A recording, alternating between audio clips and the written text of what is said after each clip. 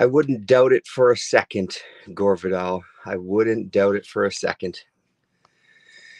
Good evening, everybody. It's me, and for real, this is the Sunday wrap. We're going to talk about the stuff that I've read. I actually read a few things tonight as well. So I don't know. We'll see how it goes. It may actually be a halfway decent chat this evening.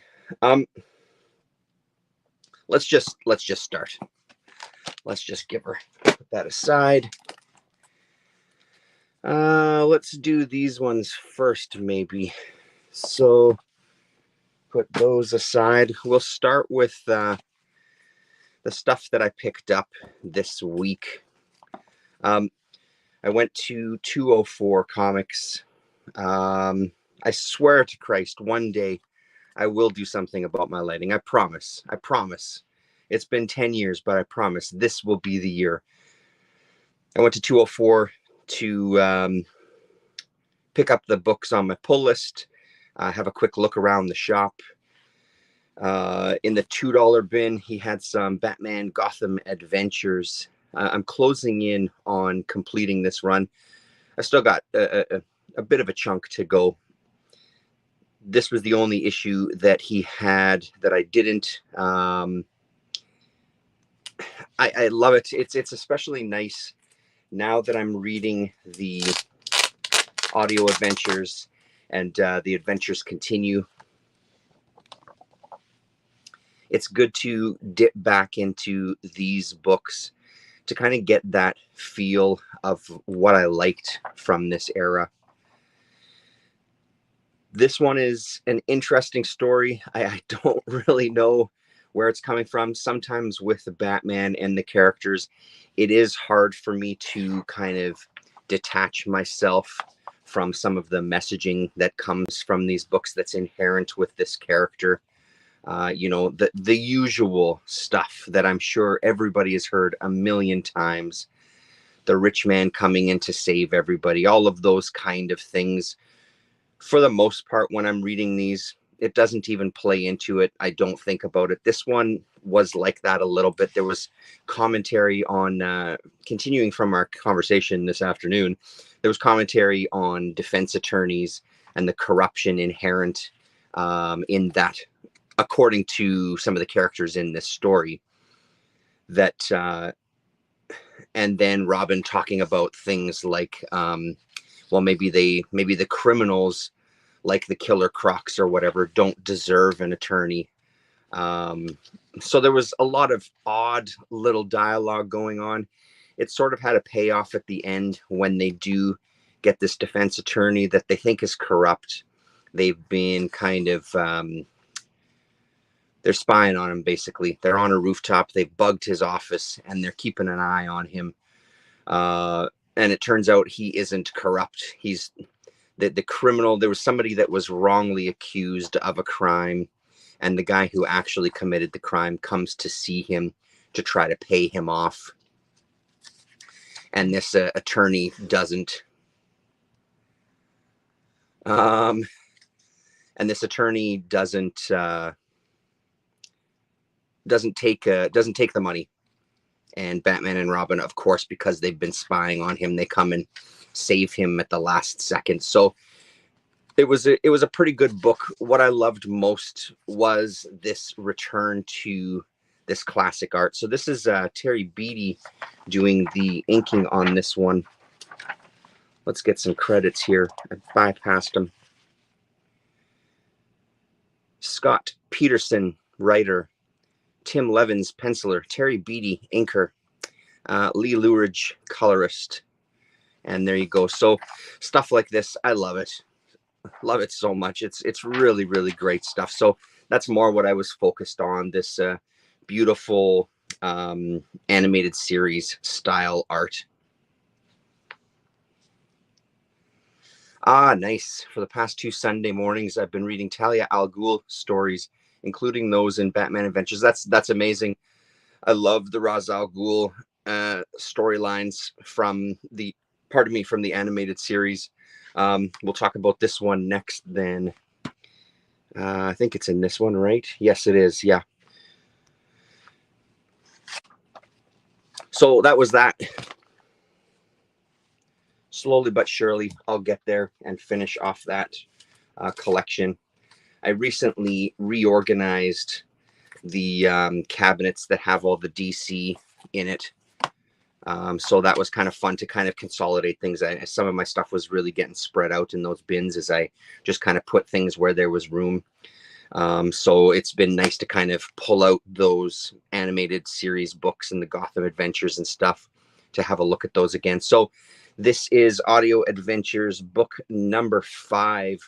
And this one, we do get a taste of Ra's al Ghul in here. So I am confident that he's going to make an appearance. Here he is here talking about as Batman is filling Commissioner Gordon in on the Lazarus Pit, and these disciples that actually, I think I misspoke in a previous video.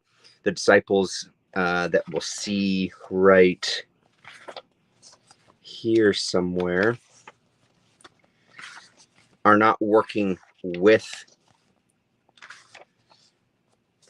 they're not working with Ra's al Ghul. They want to kill him. So this sword they have to kind of baptize in blood, and they're well on their way because Ra's al Ghul is going to make an appearance at some point. Oh yeah, Gore, dude, pick this book up. This is a fantastic book. This is really legitimately a really good read.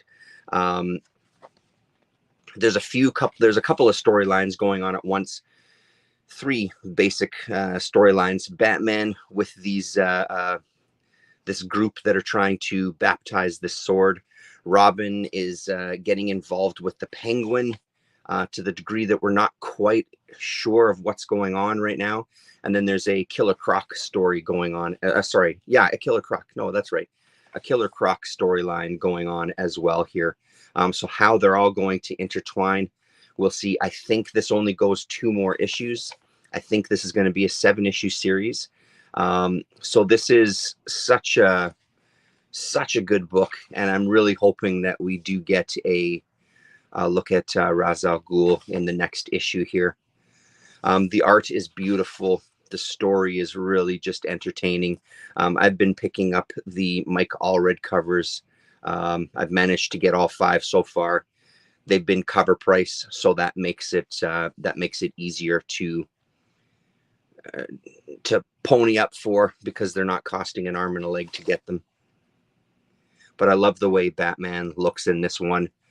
A nice mix of kind of Darwin Cook-ish. This is Jay Bone, who, am I correct in saying that?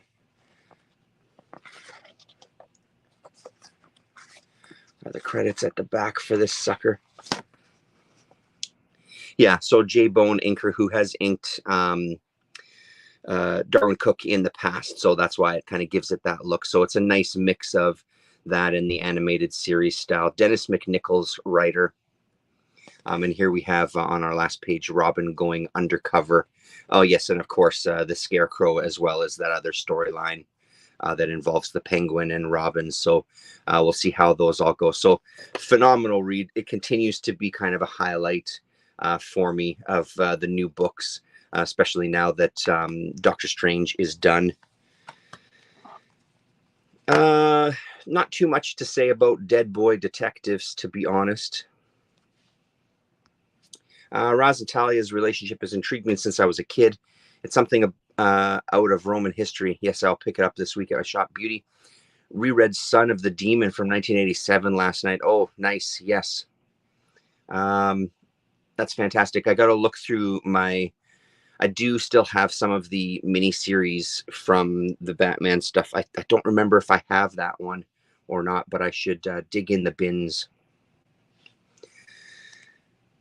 Dead Boy Detective, issue number 3. There's your credits there. I'm not sure. I'm honestly not sure what I think about it. It's a decent enough read. I don't love it. I don't hate it.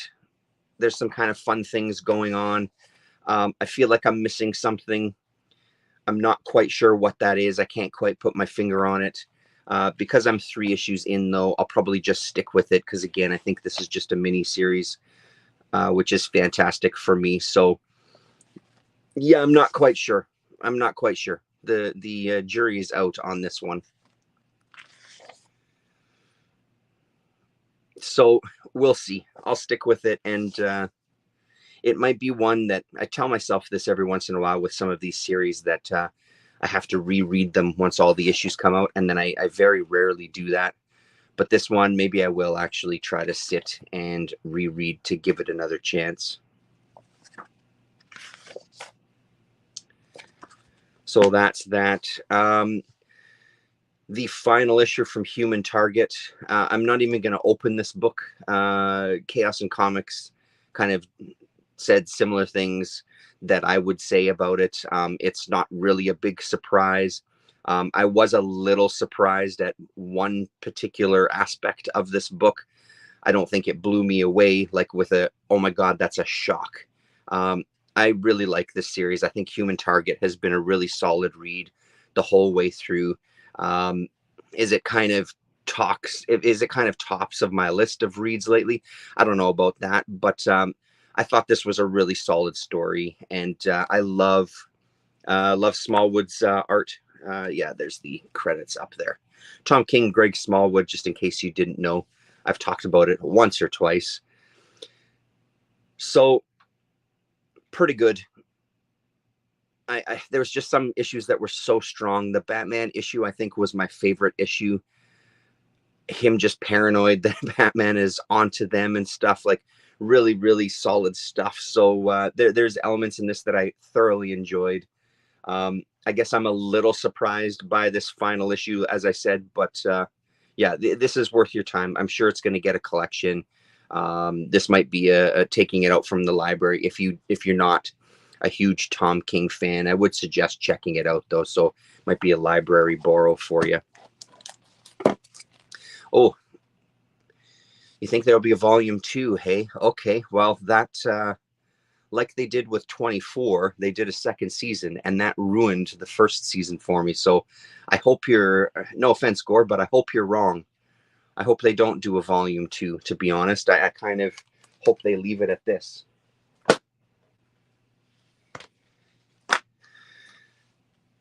As I've spoken about before, when I find myself at cover to cover, although I didn't do it this last time when I picked up those heavy metal magazines, I'm going to try to pick up a couple of issues of Naughty Bits that he's got in the back issue bins. He's got quite a few of them of this kind of from here to kind of the 20s-ish. I think this book went, I don't know, did it go to like 50 issues or something like that? It went a surprisingly long time, Naughty Bits. Issue number 1 is still probably one of the strongest books I've read in a long time, like within this kind of indie humor vein. But I gotta say that this one comes pretty damn close. Number 15 here. So number 14 came out in 1994. And then I think she was saying she did a 3-month gap between issues. So now we're into 1995. She has a 3-part story starting in this issue where she looks at Bitchy Bitch's time in university or college, I guess. So the first time she's moved away from home, she's living in a dorm room. We get to see her parents, which is great. I love how she portrays the mom here. And this is the dad that's just cursing. Not that I can identify with that whatsoever as he's driving. But I've heard that some people get pretty intense when they drive. Crazy. It's really, I don't understand it. But this was such a good issue. It's nice that because this character, this Bitchy Bitch, is quite an interesting character. She's not, she's trying to figure shit out, right? But she's coming from this world of her parents, even when they're on college campus. I hope they don't have you room up with any of those people as they see this black family walking through the school as well too. So she's just kind of getting used to she's thrilled to be gone, and her parents are far away at this point. So we get these little, as she's doing stuff, there's always this kind of, there's this nagging kind of voice in her head that's her mother saying something about it. And that voice kind of gets quieter and quieter as the issue goes. And she's just really trying to find her place with these people. She's still bitchy bitch because she's still got that screw face. She's still kind of a see you next Tuesday at times. But I enjoyed this issue quite a bit, so I'm looking forward to the next two.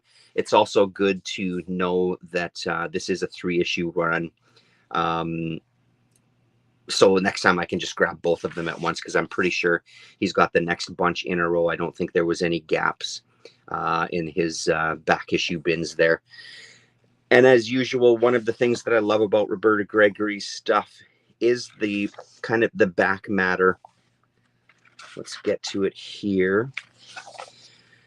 Always has a good kind of page where she just talks about things that are on her mind. This one, she talks a little bit about what she did through those 3 months. She worked with some other comics. She kind of gives shout outs to comics that she's reading. There's letters that she responds to. But this is the stuff that I love, giving a platform to creators of the time here. So we get Ward Sutton, Jason Lutz, Jar of Fools Part 1, giving a shout out to him. Joe Chiappetta. Oops. A bunch of names that I don't know. This Joan Hilty and Diane Room are the names there. I don't know if that's, yeah, there. I think that's showing up. So it's really great, and giving like just a panel and then a brief description of what it's like. And then, of course, contact information and price. So how to get a hold of these. Sometimes mini comics, mostly, I believe, mostly independently published anyway from these, from the people directly. And then she gives you a look at some of the books that she has. Winging It, Artistic Licentiousness, Sheila and the Unicorn, etc. Dynamite Damsels, original Bitchy Bitch Buttons. So really, really great. And then she also does a good thing at the front too. She always has a little bit of like an editorial that she talks to you, the viewer, or the reader rather. And then, of course, the obligatory I've got shirts for sale on the back page, which everybody did. So love this series. I can't believe I've never seen a Naughty Bits comic until you talked about them. Even where I live, you'd think a copy would show up at one point. Yeah, it's not something I see at most places, though. Cover to cover is the only place I've seen this many of them. When I see them out in the wild, it's very, very rare. It's not something I even come across here in glorious Winnipeg, Gorvidal. So I like it when writers write an afterword. Absolutely, I agree. I like that kind of communication with the audience is pretty great, and she's damn good at it. Last week, I read the Starhead Presents book that I found at the convention. When I went to file that away in the cabinet, I saw this Bazango Obscuro in with my little Starhead Comics section, which I think is 4 books deep at this point. Not a company that I find a lot at all. And I'm pretty sure I hadn't read this one, so pulled it out to give it a read. Didn't mind it. This creator, where's this? Where are we here? Sorry, give me 1 second. Here we go. Morty the dog is this artist's character. Steve Willis is his name. Looking for actual credits, but I'm not seeing any here. Anyway, so this one is kind of unusual. It's sort of like his comic has been hijacked by this J.T. Whidbey from Howerton College, who's kind of a psychologist who's going to read each of the pages with us and then offer some commentary at the bottom. Immediate cranium motif, one of Willis's hallmarks. During my brief visit with him, I learned he had fallen on his head as a child and fractured his skull plate. Made some funny moments. The story is kind of a throwaway type of thing that didn't really do too much for me. His art isn't horrible. I wasn't kind of totally blown away by it, but this commentary at times was pretty funny.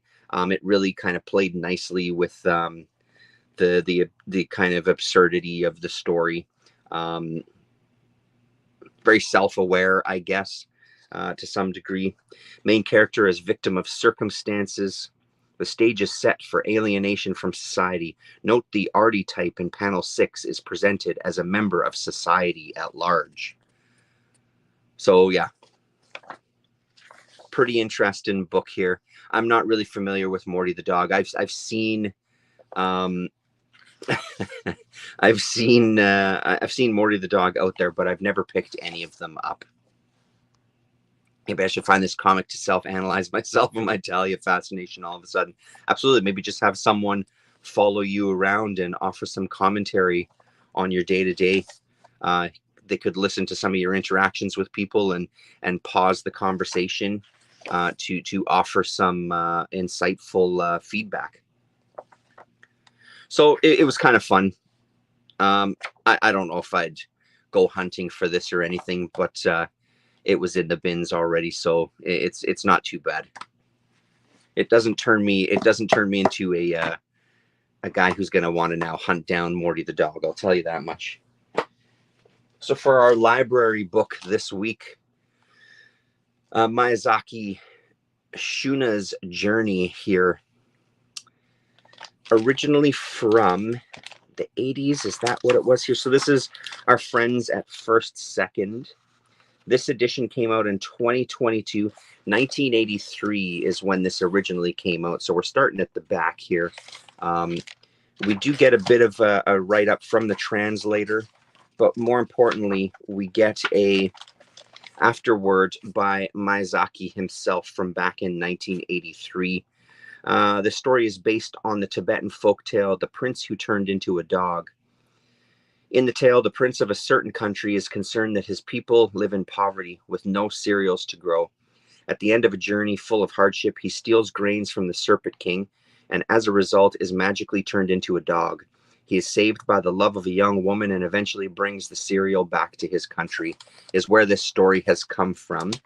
Now, I don't remember if this got turned into a movie or not, but this is, I don't know what I thought of this book. I really enjoyed reading it. I think well, let me back up on that a little bit. The art in this is gorgeous. I had an issue following the story at times, even though I'm pretty used to reading manga style books at this point. I found that some of the captions and dialogue were very disjointed from the rest of it on the page at times, that made it feel like even just within a page I had missed something. So it feels like these were studies for a movie that he worked on and then kind of didn't do the in-betweens, if you know what I mean, and still sort of pieced the story together. I was also very confused with some of the characters. There's such a look of Princess Mononoke and Nausicaa and stuff. I mean, this animal here is very Princess Mononoke, and the costumes are very reminiscent of Miyazaki's earlier work as well. So I found myself a little confused at times. Is this supposed to be something that I'm supposed to be interpreting as part of his world, the Studio Ghibli world? The art is really gorgeous, though. It's really beautiful stuff, which is no surprise whatsoever. Hello, Daryl D. The rap is back. I am back. Yeah, so the again, another one for me where the jury's out. I'm just not quite sure. I was kind of expecting to be taken by this book and blown away by this book, but like I said, it just felt like there was things missing from it. Also, the binding on this is so incredibly tight. It must be new to our library as well, too. So that made it a bit difficult. I really had to kind of force the pages open a little bit here. and not to have them snap back at me and shut on me as I was reading. So yeah, I think that's what I got to say about this one. Check it out for sure. Check it out. Miyazaki is always worth looking at, in my opinion. Again, if only for the art. I think also he just has such a, this is a good example of that too, that this elderly gentleman who joins the story just for a few pages here to kind of give our main character his next bit of information to get him to the next point in his quest. There's so many characters at this point because I've seen so many Miyazaki work and so much Ghibli stuff that they start to become interchangeable and you start to confuse them with other movies and other stories. And I find that kind of adds to a bit of the confusion at times in my mind. Everybody has their style for sure, and you can't avoid that. I think some people have easier time, even though they work well within their style. They have this ability to design characters for different stories that do have their unique features. And I realize what this says when you talk about things like manga.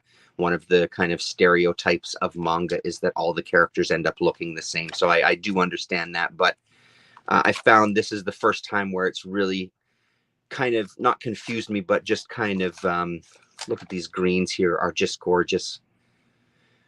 That it just kind of didn't necessarily work for me. And this is also, that sort of reminds me of Princess Mononoke. These big creatures coming out of the woods, these green kind of giants that are very, very much nature. And we get this vessel that he discovers in a little bit of a clear path. Yeah, no, it's beautiful stuff, Gore, for sure it is. It's gorgeous. There's no doubt about it. Absolutely check it out. I'd be curious to see what everybody else thinks of this one. I don't think I've seen anybody. I'm thinking Chaos and Comics may have talked about this because he's such a voracious reader. And I feel like this is something that he would have read as well too. I'll have to go back and see if he's spoken about this already. So yeah, there you go. So that's First Second put this out last year. So this is Shuna's Journey from Miyazaki. And then finally tonight, I continued digging through some heavy metal. So I am missing January and February from 1984. I thought I had all of the 1984 issues, but I'm missing those two. So I'm hoping that I can rectify that the next time I'm down at Cover to Cover, which part of me might end up being this week. Because I know he had a couple from around this time that I didn't have, that I kind of left behind the last time I was there. So I'd like to kind of focus on getting these. After I talked about heavy metal, when we looked at the Jeff Darrow piece, I apologize, I can't remember who it was in the comments. Maybe it was Angus Skillett was talking about how they had a number of you have talked about not being able to find heavy metal magazines, and honestly I don't find them very much either. So when I do, it's really nice to jump on them, and I've sort of let that slide, but I think it was Angus Skillett that said that they don't see them anymore at all, not for any price, not for a cheap price, not for an expensive price, and they had sold a bunch of their heavy metals a long time ago and kind of regret selling them. And it just made me think of, like, I really should focus on these. I really should try to fill in some more gaps while I can. Because like I said, even at our small conventions, I don't really see boxes of old heavy metal magazines just on these dealers' tables. When they do have magazine boxes, this isn't one of the titles that's in there. It's usually kind of the horror magazines, Epic Illustrated, those kind of things, which are totally fine. But this is something I feel like people are holding on to. So I read 4 issues. I'm going to go all the way through 1984. There was a couple of amazing surprises in these. I won't go through every story. We'll sort of just flip through and I'll just point out some highlights. This first article, I read little tiny bits and pieces of it here. This dossier was talking about Japan, and they talk about manga, they talk about music, and they talk about everybody's favorite. At one time, it was called Japanimation, until the anime kind of took hold. I don't remember if it's from the last 5 years. I do have some more modern issues, though, from when Grant Morrison was the editor there. And honestly, they left me cold. Um, they didn't do anything for me, really. I think I jumped back on it, Daryl, because they did that Kirby black light kind of looking art, and that was the issue, one of the first issues of kind of the modern era of heavy metal that I jumped back on just to try it out. And I picked up a couple issues here and there, but honestly, that lasted such a short time because they didn't do it for me. It's this era and the 70s that I really like. And the further that I get into the 80s now that I'm almost mid 80s at this point, there's some phenomenal stuff still here in these issues. As good as the 70s are, this stuff still has some amazing talents. So I'm excited to kind of keep digging through the 80s. I'm a little nervous about getting to the 90s, but honestly, I'm going to give it a chance because who knows, right? So yeah, so I mean, my thing would be, maybe if you find a newer issue of heavy metal for dirt cheap, give it a shot, absolutely. But I wouldn't go out of my way, and I sure as hell wouldn't gamble on it, honestly, even at cover price for those new issues. I'd just be wary. Especially if you can't have a flip through them, if they're bagged and sealed up, just kind of buyer beware. Hello, Angus. Oh, Angus Gillett. I apologize. Angus Gillett. Hello, welcome. Yep, it was me. I still have many, but some of the earliest issues, as well as the Outland serial that I used to have, are sorely missed. Ah, shit. Yeah, I've got that Outland, those Outland issues. Those are solid ones. Wortham View 2000. The art in this one, I think, stood out for me. I kind of dug it. Yeah, this guy goes off the road. The story itself, I mean, as often is the case with heavy metal magazines, the story seems to be very much secondary. This was one I didn't quite understand I didn't quite understand why it went the way that it did. He had this car accident and they rescued him only to bring him into their laboratory where he's seen too much and they can't ever let him leave, which I don't quite understand. Why not just leave him in the ditch to die? I don't really get it, because I guess if you did that, we wouldn't get this story where we could show Hitler. So they have this telescope, and they're able to kind of look back into the past and televise these events. So this happens to be when Hitler commits suicide. So now they can collect all of these visuals and they can start televising it on their Wortham airwaves. The past is brought to life. I find heavy metal for $2 to $8 all the time here in Phoenix. Oh boy, just found some featuring Corbin for $2 to $4. That's incredible. Yeah, I mean, you're getting prices kind of like I am here, because these ones are around the $250 to $350 range Canadian. So that's pretty damn good there, Daryl.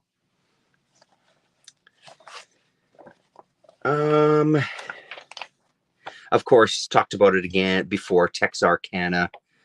Yeah, really good. I'm not reading all of these stories because I've read it before. I'm focusing more on the stories that I haven't read, but I did read one or two of those chapters anyway.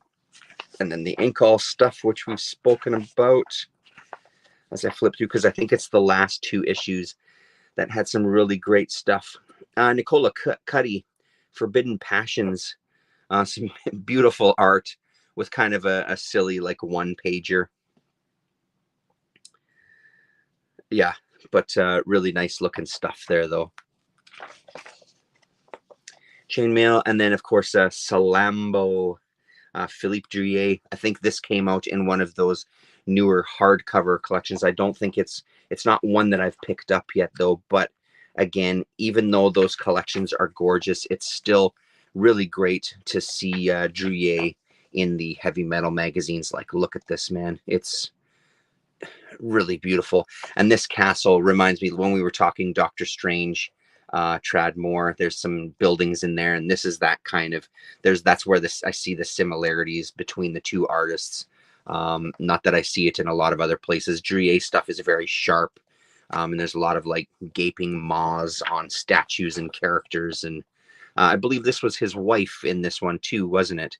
That appears in this story in her birthday suit.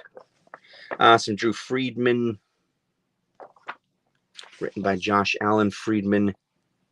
Talk with Douglas Adams in this one, but as I've said before, we're here for the porn. We're not here for the articles.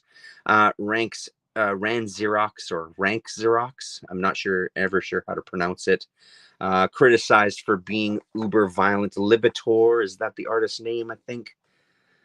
Where's the credits? Not on the front page. I believe the artist's name is Libitor. But some carnage there. There's been collections of Rank Xerox as well too, but pretty much impossible to find. Let's see. Let's skip to maybe some of the later issues here. Oh, here we go. Where's Gore Vidal? Of course. Where's the beginning? Holy shit. There we go. Nope. Too far back. Come on here. Where's the first? Here we go. There we go. Libitor, thank you very much, Gore. There you go. There's Valentina and the Pirate, which is always stunning to look at. I've only ever picked up that first volume of the collected stuff. I really should get a couple of more, because it's really gorgeous. And again, seeing it in this magazine, beautiful. Like, look at these colors, and it's just gorgeous stuff. So that's a nice, this is the era where Valentina was in every issue. I notice sometimes with these ones, they'll have a story that might not continue every single issue. It'll be kind of every other issue. But Valentina has been in every single one, I think, especially out of these 4 that I've read here. So, and then, of course, Charles Burns doing his El Borba in his amazing style. His stuff jumps out no matter what format you see it in. But honestly, within the confines of this magazine, it jumps out even more so. I can't imagine. It's jarring now. I can't imagine how much it would have been jarring at the time for people when you're used to kind of your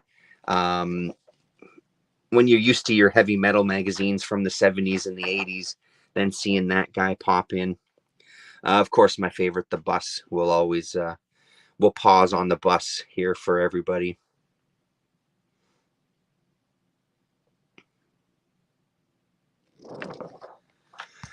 I still have most of the Druillet Salambo issues, but we'll probably spring for the next Lone Sloan box. Picked up the recent one, which has the first 3 books, and it's really, oh, really? So they're doing box sets of them? Is that what you're saying? That's amazing. So yes, March, April of 1984 here.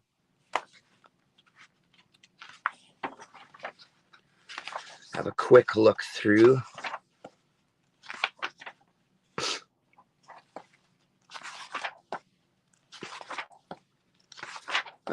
Articles, more Rank Xerox, more Tex Arcana, the third Inkall again, Mobius and Jodorowsky. Here we go. Pepe Moreno, is that right? Pepe Moreno, Kamikaze. Amazing. I did not like Charles Burns in heavy metal at the time. He didn't seem to fit with Liberator, Creepax, and the others. Absolutely. In time, I came to appreciate him. That makes sense to me, Gore. It really isn't. It really doesn't kind of sit nicely in there. That's for sure. Hello, Damien. This is pretty amazing looking stuff. Just popping out at you here. It's dated Moreno 1983. Look at this stuff. Beautiful. I love it. And then our last page here. And then paired with more Druillet on the opposing page. Really, really strong spread there. Transitioning from one story to the other. Amazing.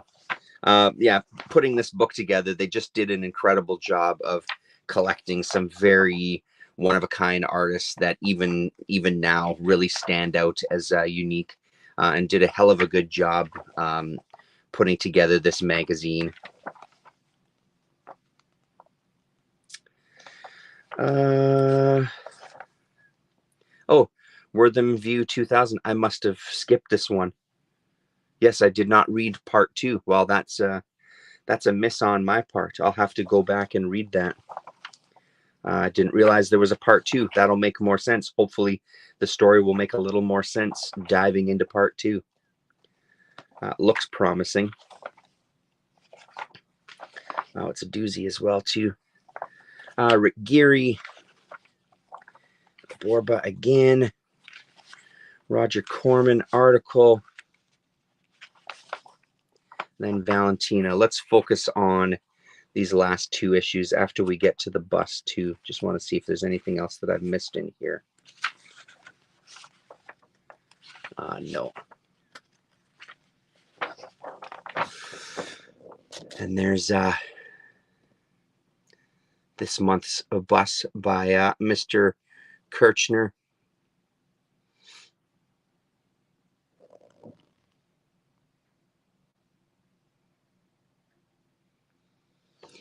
Good advice, good advice.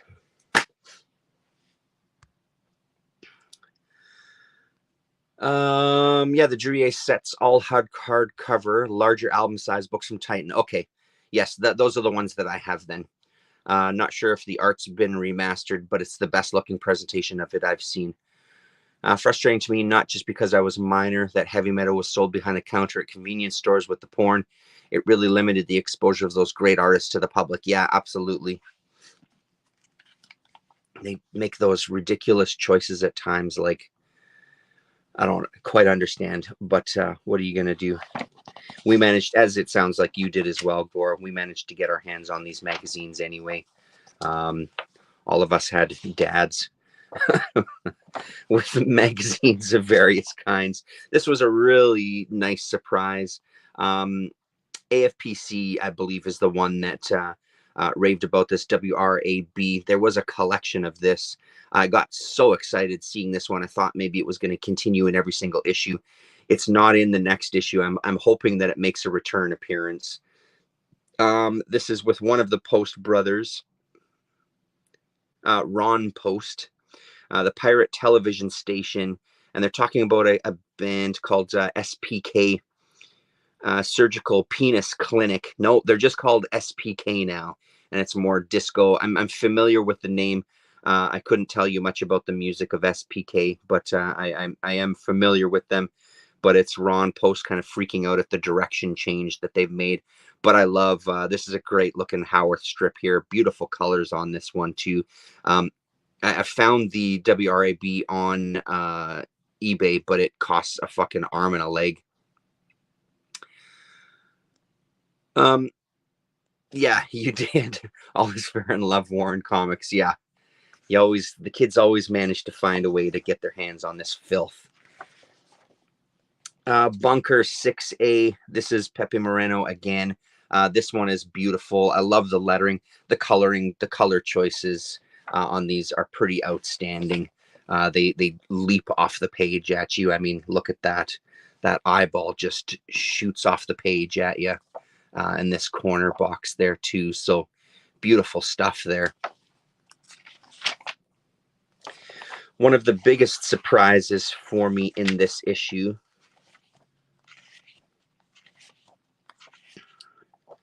Salambo again. One of the biggest surprises in this issue for me was The Railways by Scoyton and Claude Renard, rather. Not familiar with this story. I've never seen it before. I don't think it appeared in any of the Cheval Noir books that I have. I'm not sure how many parts this was. John Sitrat was commenting, or Joan Angelo was commenting on, he had come across a Scoyton one-shot in heavy metal at some point, and it kind of etched into his mind. He couldn't quite remember the title of it. I don't know if this was it, but it gives me hope that maybe it's around this kind of era of issues. So I'm hoping I stumble onto it.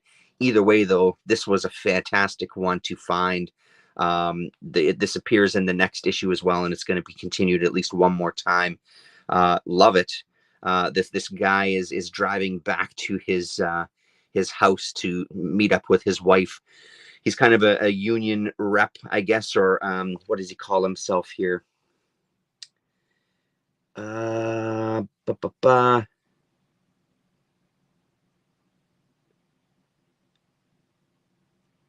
don't remember the actual title that he gives himself, but he is talking on his to fly along at more than 450 kilometers an hour while relaxing in a tub of blue seaweed was the greatest pleasure William Davis could imagine. To smoke a first-class cigar while drinking a cool glass of sparkling wine was a rare pleasure. Words could not describe the relaxed feelings of William Davis when he was surrounded by the delicate sounds piped in from the iophone, IOPHONE. Amazing. The iophone. Telling the future there.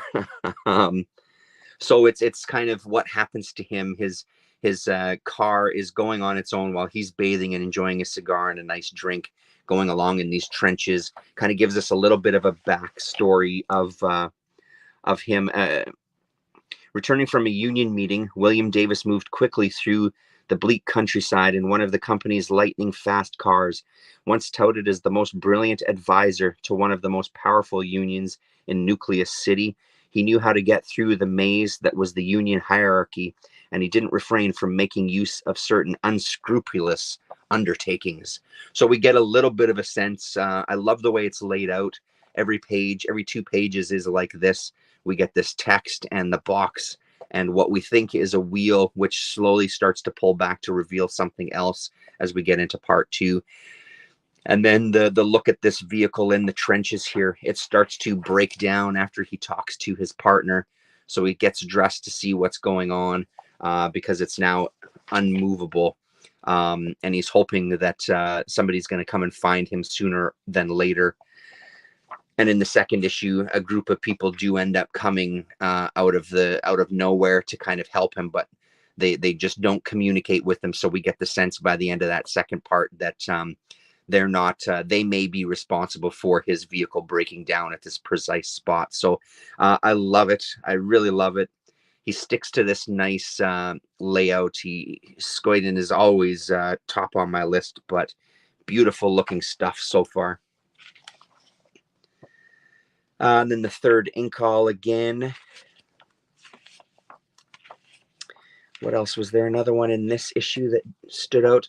And then Rank Xerox. I think this was the final part here. This final issue. Yeah, this was it. This was the last one there.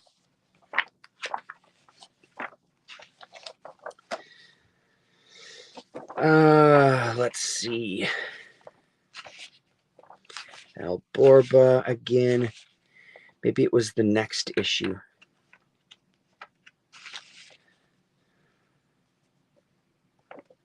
Marlau Skits, the detective. That was pretty good visually. This was it. Life and Death of a Robot. Artist name is Dumas. Let's look at the beginning. Where's the credits here? Fucking magazines, man. Let's see. Oh, it just says Dumas is the artist's name on page 84. So not a name that I'm familiar with, but a really sharp looking story. That sort of Blake and Mortimer classic French type of style. Beautiful. Like I love these panels here. Very kind of really nice graphics, really nice design to them. It's this robot that becomes kind of sentient, kind of plays with the tropes a little bit. There's some people that are protesting, rioting students rather, and you think, of course, he's going to beat the shit out of him. Doesn't turns out not to be the case. He goes after the cops instead, and they end up lining up the robot up against the wall and blowing it up. So it's kind of how it happens there. And then we get kind of an after story of his assistant, the scientist's assistant that was creating these robots, kind of continues his work out in the wilderness. And we're left with this final image of him sitting on a rock surrounded in the woods by all of his creations there. Pretty great little story.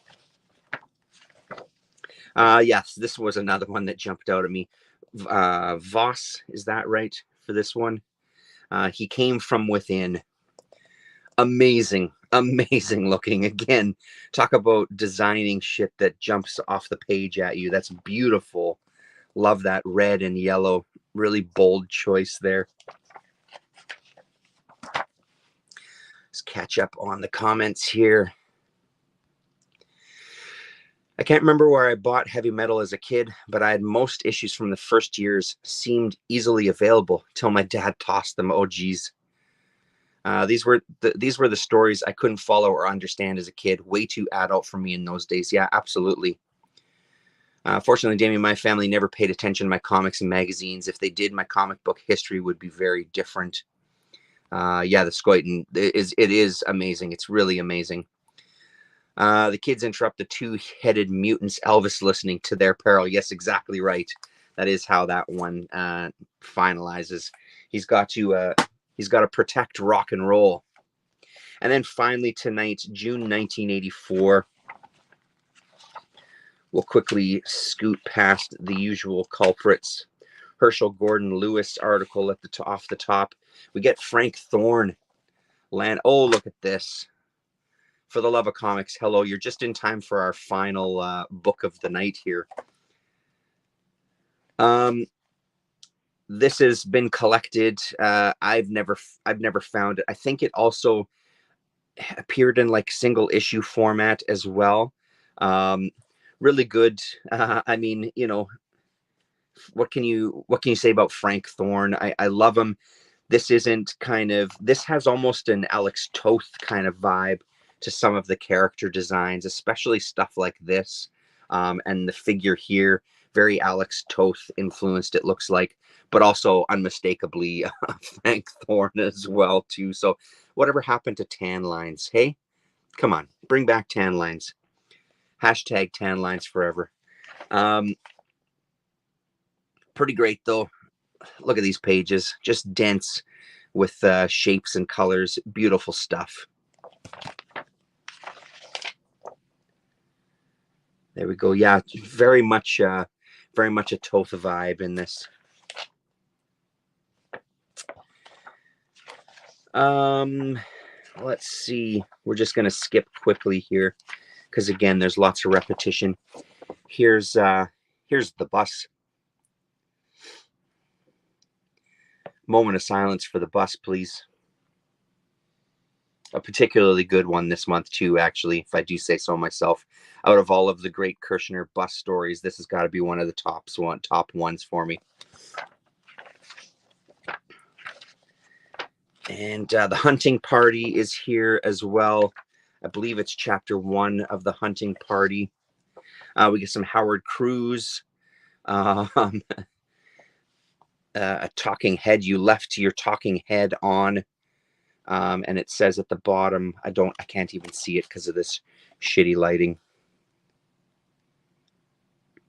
For the love of comics, hop on a plane, come hang out in Canada. Let's get some lighting setups going here, man. Next time I'm in your chat and I make any sort of comment about the lighting, which I rarely do, obviously, feel free to just shut me down and remind me of the poor quality of my videos here. Tell me to behave. Let's see. Let's get to the one thing that was a bit of a pisser was, for some reason, jeez, man. Now, Borba again. They fuck up the layout. Do you have any flags? Yeah, exactly. Yes. Yes, well done. Well done. They fuck up the layout on the railways for part 2. So we get, instead of having it kind of sitting like this, we get our kind of first page, and you have to flip to get that other one. So poor planning there. So one strike against heavy metal from 1984. I'm sure they'll never live it down. Obscure YouTuber with 5 people who watch his videos trashes heavy metal. That's going to be the headline. But we're starting to get more into the story, and we're starting to get a pullback on what looks like a structure at this point. Early on, it looked like a close-up of a tire, but now we're starting to get some more clear definitions of it here, as he continues to try to fix the vehicle himself as he waits for people to come and rescue him. Beautiful. I love it. I'm so excited to find Scoiton that I don't know. It's really an absolute thrill, man. So I'll be reading a couple of more issues tonight, I think, especially to see if I can at least finish reading this story. And that's kind of where we leave off on this one. He's starting to get the sense that these aren't the people, these aren't the droids I'm looking for. So, and he something catches his attention, and that's where we end it for story number 2 here. Texarkana, which we talked about this. Now, I'm hoping that someone here in the chat or watching in the future can tell me, Herrick Berto, I'm looking at you, Russ Works. I'm looking at you, Mr. Earl Grey, if any of you are watching this. This is a beautiful looking little story here. Not a name I'm familiar with at all. Gorgeous, almost looks like pencil crayons. Look at this stuff. Stunning. Really, really beautiful.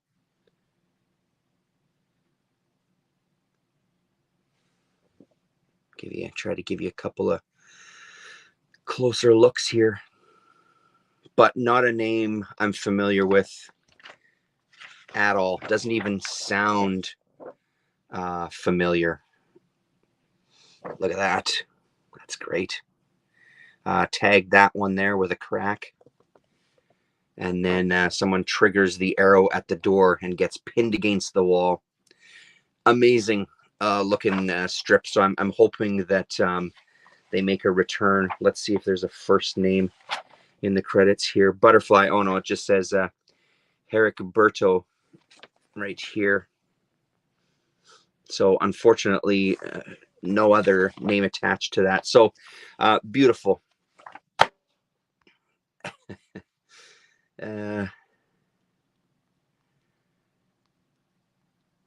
Whatever happened to Tan's new YouTube channel? Yeah, absolutely. Sharp observation. Thorn definitely did take on a more iconicized Toth quality as he went on. You can see it in Ribbit as well. Yeah, Ribbit also has it still has a lot of Red Sonja kind of vibes in it, and maybe it's more, from my memory anyway, maybe it's more with the ornamentation of like the frame of the panels, the borders and things. Almost has that kind of archway line work from what I'm remembering that I'm used to seeing in Red Sonja. So I'm wondering lineage of when Ribbit was and when this Lan was written. So if this is 1984, I'm assuming that was coming from 1984. I don't remember seeing another date on those pages there. But where did Ribbit fall within this timeline? I'm wondering. Might be worth pulling out those issues again just to have a look. Anyway,